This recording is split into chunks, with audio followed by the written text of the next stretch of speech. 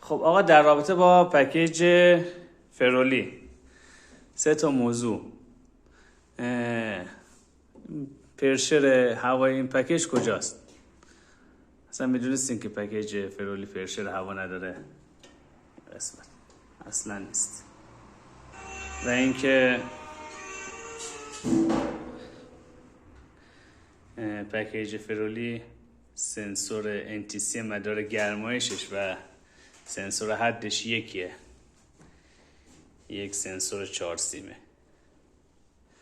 و از همه مهمتر این که شیر پرکنش یک طرفه است. شما نمیتونین فشار مدار گرمایش به اون روش مرسوم صفر کنین.